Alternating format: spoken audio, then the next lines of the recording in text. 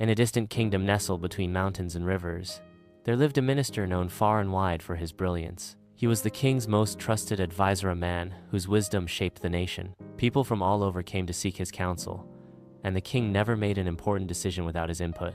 But in the shadows of praise, whispers of envy stirred. Other nobles in the court, unable to match the minister's intellect, sought flaws in his life, and they found one: his son. You see, the minister's son was quiet.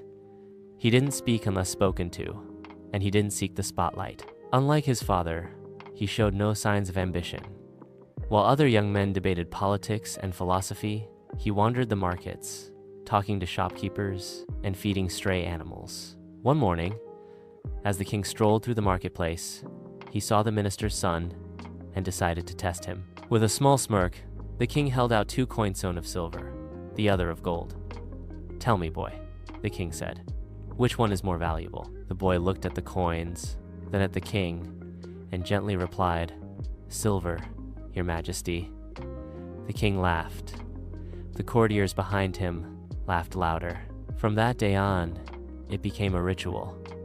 Every morning, the king would meet the boy, present the 2 coins, and ask the same question.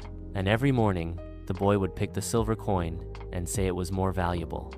It became a joke in the court. They called him the fool who chose silver. Eventually, the king brought the matter to the minister himself. "You're the wisest man in my court," the king said. "But your son?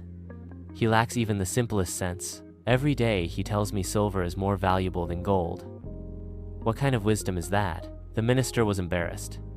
Though he trusted his son, he couldn't ignore the ridicule. That evening, he returned home, sat with his son, and asked gently, "My son, which is worth more, silver or gold?" The boy didn't hesitate. "Gold, of course." "Then why?" his father asked, his voice tinged with worry. "Do you tell the king otherwise? You've made me the subject of laughter in court." The boy smiled and said, "Come with me." He led his father to his small room and opened a wooden chest at the foot of his bed. Inside, stacked neatly, were dozens of silver coins.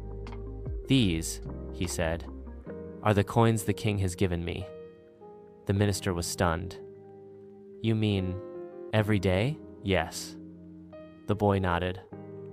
"Every day, I choose the silver coin, and the king laughs, and then he leaves, entertained. But if I choose the gold coin, the game ends. He'll stop asking, and I'll stop earning." He paused, then added, "I don't mind being called foolish. I don't need applause. I just need to know what I'm doing makes sense to me." For a long time, the minister said nothing.